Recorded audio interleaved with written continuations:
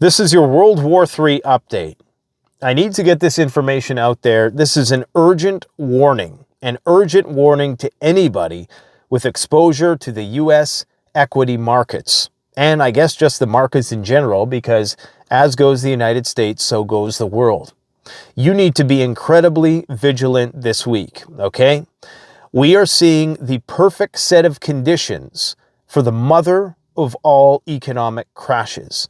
There is an increasingly higher probability every day that goes by that we are going to witness one of the fastest and the deepest market corrections, also known as a crash, in human history. Now, before I share the details that have informed this opinion with you, I must advise you this is not fiduciary advice, and that you should always consult with a financial consultant if you are getting ready to make any major moves with your money, okay? So now that the disclaimer is out of the way, here is the facts. Right now, we know that there is more gold moving across borders than at any other time that's been documented. In fact, silver is now coming on the radar. 70% of the silver in the COMEX has been taken out. That is one of the main depositories in the United States. In fact, the LMA is no longer shipping silver, okay? We're seeing millions of ounces of gold moving into private accounts. What does that tell you about what's about to happen? We are currently seeing record levels of market valuation. 1929, 1966, 1999, and here we are. We are in the number one level of overvaluation across the board, using multiple different metrics, including combined trailing price to earnings ratio, forward PE ratio, the CAPE, the Buffett indicator, the Q ratio, market cap to GDP. Everything is flashing red that this market in its current form is the most overvalued than it's ever been in history. And now everybody is repatriating their gold and increasingly more so their silver. What does that tell you about what's about to happen? Warren Buffett recently has now amassed an additional $35 billion, up from $300 billion back in the third quarter of 2024. Berkshire Hathaway, his firm, is now sitting on $340 billion worth of cash and cash equivalents. That is staggering. They are expecting the mother of all economic corrections. We are well beyond 2 standard deviations what's outside the norm, which is saying a lot, and everything regresses towards the mean. What's more is that corporate profits remain at all-time highs. So when this market does finally correct, and when you have a situation in which more retail investors are exposed to the stock market than ever before in history, well, they're going to get shaken down, because all it is going to take right now, all it's going to take is one whale making the decision to get out before everybody else does. And that is going to trigger an avalanche of selling and panic selling, the likes of which we probably have never seen before. It's going to be a whale that bails. It's going to be an algorithmic trading algorithm that goes awry. It could even be something to do with artificial intelligence, because all of these new AIs, these general AIs that are coming out, they're going to be leveraged for the purpose of market manipulation. Mark my words. And that really is a wild card factor in all of this. But we are just but one catastrophe away, one geopolitical misstep away, one bad weather event even away from this thing collapsing precipitously. Now, the reason why this collapse is going to be so fast, and it is going to blindside a lot of people, in fact, it's likely going to happen before you even have time to react, is the speed in which we can transact. Because everything is so interconnected and integrated, technology has created untold levels of efficiency in commerce. So you can trade at light speed, and these trades are happening 24/7. Back in 1929, you had to get plugged in by an operator, you had to call your stockbroker, and you had to try to make a deal with somebody else, and it was a process. All of those intermediaries are now no longer in the picture. It is pretty much straight to the money. And as such, when this thing comes undone, it's going to come undone fast. And if you recall, this is historically precedented. We've seen it happen with the Silicon Valley Bank situation. No longer do you need to go into your bank to take out money, okay? You can just move it in digital format. And in doing so, you can drain the banks much quicker than they would have been in the past, where you actually had to, kind of wait to see what the newspapers were saying the next day. I mean, there was a time when you didn't know what was happening in the world until the paper boy, was saying extra, extra, read all about it in the mornings. Now, in real time, we can trigger a tsunami. I think an avalanche is a better metaphor, because with the avalanche metaphor, what you get is a situation where but one subtle vibration can trigger a cascade of catastrophe, which of course is the result of this compounding of aspects that grows and grows over time, and it only takes one little subtle vibration to trigger that collapse. And that is the situation we have right now with technology and the centralization that allows things to transact at light speeds. This is why each one of these collapses since 1929 is far more rapid. Okay, so the dot-com bubble was the most recent one, and of course the Great Recession. I believe it was in September of 2008 when things started to fall apart. And I want you to go back and I want you to watch those broadcasts. There's some compilations of the 2008 stock market crash on YouTube. And you'll notice that the day before, everything was just great, okay? And then the day after, something changed. And still to this day, historians don't know exactly what caused the 1929 stock market crash. I mean, we know the causal factors, but we don't know what the trigger was. We don't know who sold, but somebody sold. And eventually what's going to happen, and the reason why I think it's going to happen this week is because the Dow Jones, the NASDAQ, and the S&P 500 have all been range-bound for pretty much the last 2.5 months. And when you have something range-bound, you're going to have a whale that is looking at this situation saying, eventually, this thing ain't going any higher, and eventually it's going to crash. Because people are going to realize that putting your money into equities is not a way to get good returns. So they're going to go elsewhere. So in order to front run all of this, you're going to have some big money pull their money from the market. That is going to trigger these trading algorithms, which are going to just start trading downwards. Now, of course, nowadays we have things like the plunge protection team. They can stop the stock markets, but I think that is only going to work for so long. I think we are going to pass a level of fear, a threshold of fear, where people are no longer willing to wait for somebody to come in and buy the dip. What I'm trying to say is that one of these days, somebody is not going to buy the dip anymore. That is what has been keeping this thing afloat. This market in its totality should have crashed a long time ago. We are long overdue for a market crash. And now that you're seeing the fears surrounding precious metals, and now that you're seeing crypto starting to stagnate, I do think that what we are going to see is people's pain tolerance just gives way, and people are going to start to panic sell and cut their losses. All of this consolidation at these levels where we're currently seeing the equities markets range bound, eventually that's going to have to give, especially if we see some black swan event emerge. Now, how they're going to deal with the public after this happens, I think they have a plan.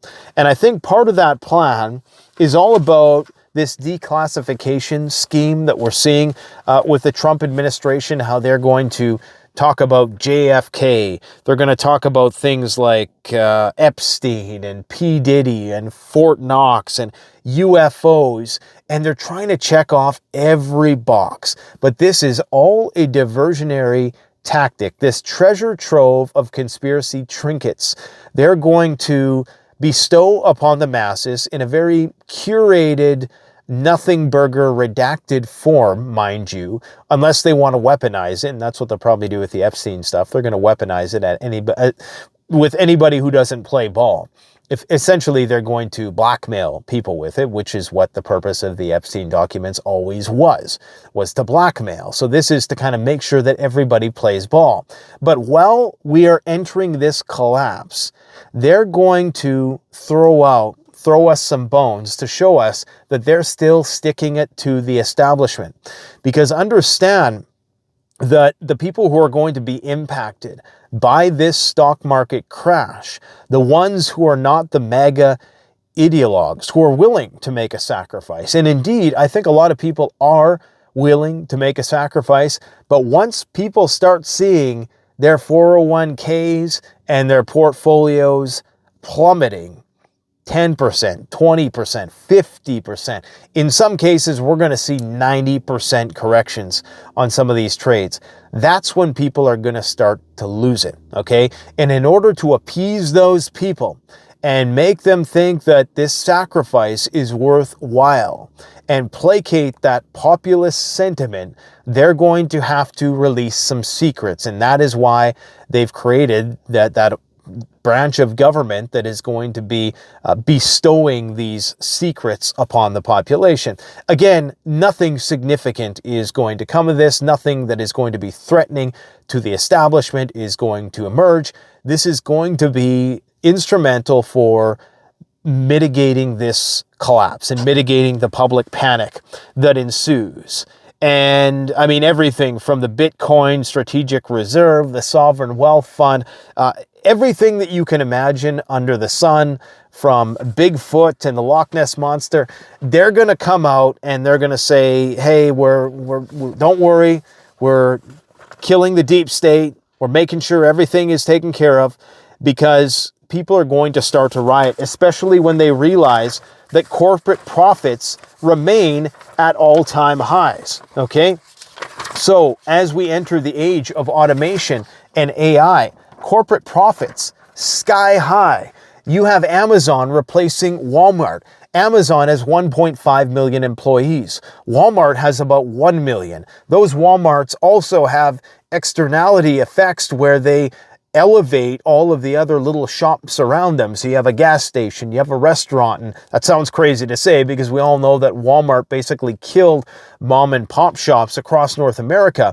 But even worse than that is Amazon and automation. So you're going to have people who are struggling with unemployment because everybody's money is going to start plummeting. So discretionary spending is going to stop, which means that places are going to go out of business. And the businesses that remain, the ones that can weather the storm, are going to be the ones that incorporate robotics, automation, and they don't have to pay a lot of employees. So you can see how this is going to be a rapid downward spiral.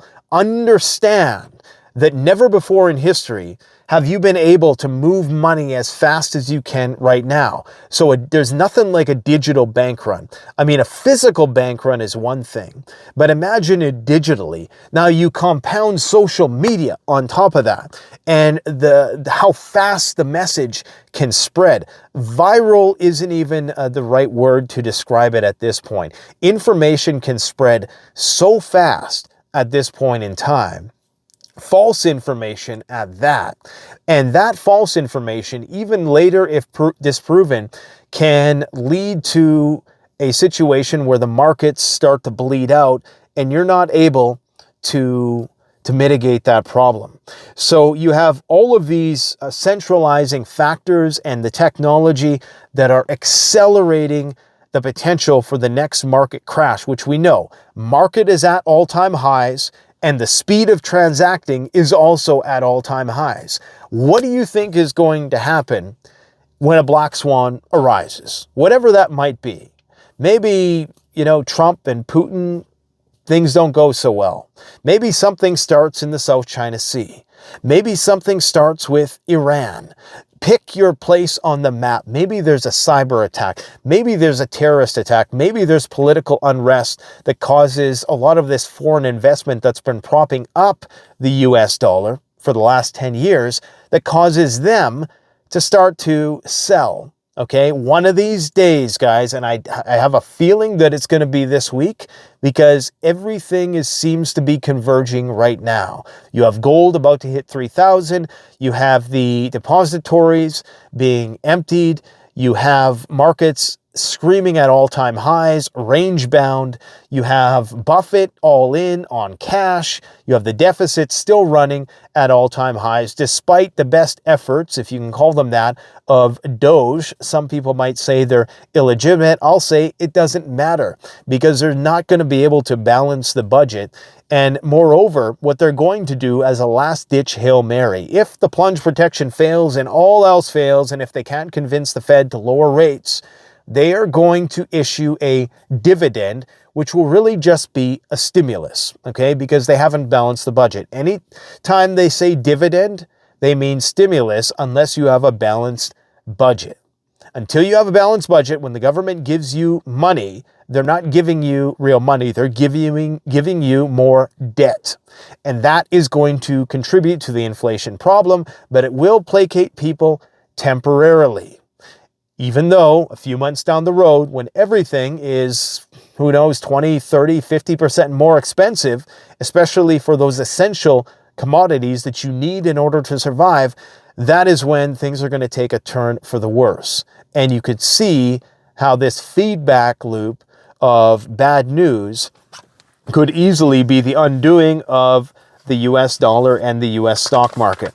Now, there are numerous other factors to consider here, okay? We have the M1 money supply in China, which has doubled in the past month. Are they and their populations using that in order to buy gold? Where is that debt going in their own markets?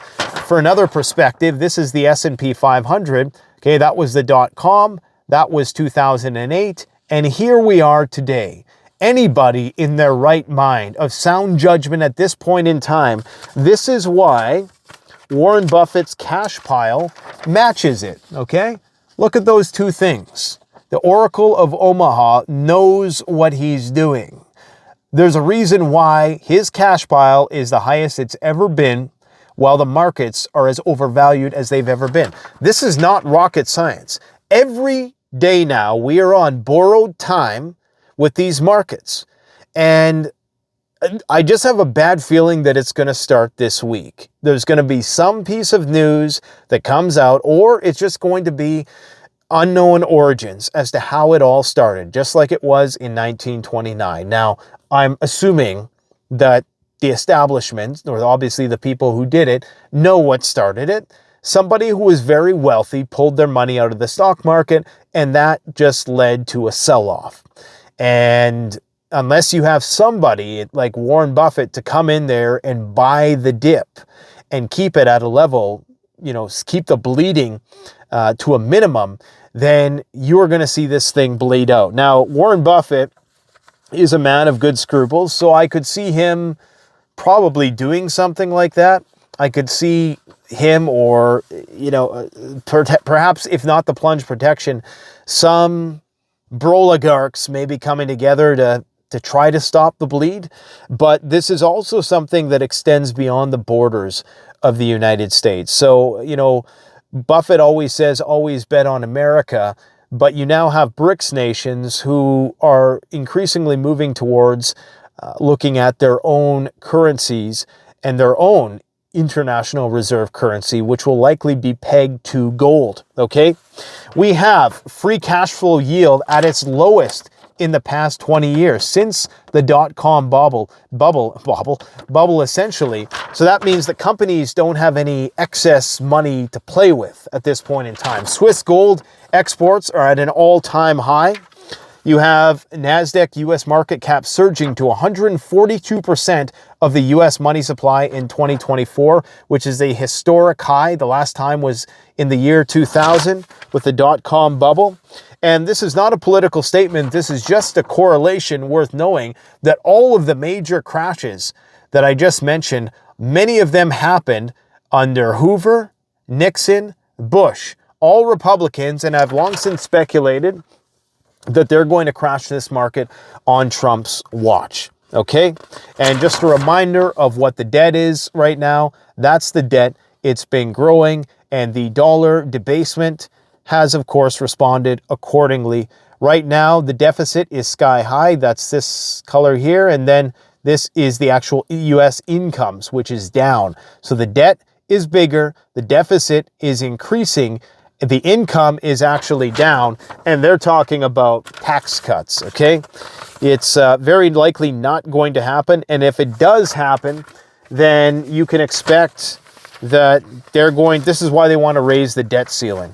So everything is pointing towards market catastrophe, and do not be surprised if it happens this week, okay? I just want to make sure, I got so much papers kicking around here, make sure I checked off all the boxes of the things that I wanted to talk about. One thing to keep in mind is that we may well be going into a commodities super cycle, as they call it. Most commodities have been drastically undervalued. I mean, silver is a classic manipulated market wherein you have supply that is not meeting demand for many years now, and there's limited amounts of above ground silver. There's an increasing demand due to all of its industrial use cases, and yet the price has remained relatively stagnant compared to all of the forward-looking equities like an Nvidia or something like that that's trading at egregious price to earnings ratios, okay? So compared to that stuff, we're about to, and I don't have the exact graphic, many people are suspecting that we're about to be in the beginning of a commodity super cycle, which is where that same level of bubble that you had in the stock market, you will now see in commodities, things like copper, precious metals, oil, natural gas, any stuff. Okay, and stuff is always going to be required moving forward as you have the 7 billion people outside of the golden billion who's been able to benefit from all of the innovations and energy expenditure of the 20th century. You're now going to have 7 billion people wanting to come online and approximating a life of consumption that is very similar to ours. So understand that I think that if there ever was a way to make money in a crashing environment like this, or what is coming, you could short the markets. There's always going to be some slick back-haired day trader trying to tell you that you can make money in a crash. And indeed, sure, you can short the market. There's ways to do that, but most of the most successful and wealthiest people in the world will tell you, I can think of one in particular, Ray Dalio, who always talks about in a depressionary environment, it's really the winners are the people who lose the least. You're going to likely lose something. The goal is to lose the least. Now, this is why people look for that economic safe haven like precious metals, because it's the one thing that you know can only depreciate so much. Now, that's not to say we can't see a correction in gold and silver, but it very likely will be short-lived, and it's going to approximate purchasing power.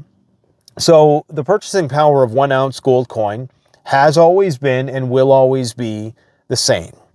No matter if the price of gold declines, then that likely means that there's an economic contraction which is going to contain discretionary spending, which is going to actually have a deflationary aspect, and it's going to mean that, well, those dollars that you can convert that gold into will buy more than it did before the crash. Now, I'm not saying that's going to happen. I think gold and silver have a long way to run, especially silver, but these are things to keep in mind. We're entering an environment, there's going to be those opportunists who are trying to make money on the way down, but the smart money will try to make the money when we hit the bottom. But the thing is, in the thick of the panic, when it starts, it's going to blindside people. People are going to panic. People are going to get wiped out. And even the people with the best laid plans are going to get spooked, I think, and are going to make mistakes on the way down. They're going to buy the dip, thinking that the bottom is in, and it's not going to be in. And it's just going to keep going down and down and down like it did through the Great Depression. And you have that descending staircase where every so often there's a spike and everybody thinks, okay, we're back. But it just keeps going down over time. Liquidity dries up, and a lot of the zombie companies, they eventually go under, and the whole system just collapses one by one like a domino. So I'm expecting that we are going to see this crash very, very soon. Every day is borrowed time at this point in time, and we need to actually prepare for the economic fallout that comes thereafter. Because retail has so much exposure, and you have apps like Robinhood that allow people to trade 24/7, okay? And now you have the New York Stock Exchange wanting to bring on 24/7 trading. When this happens,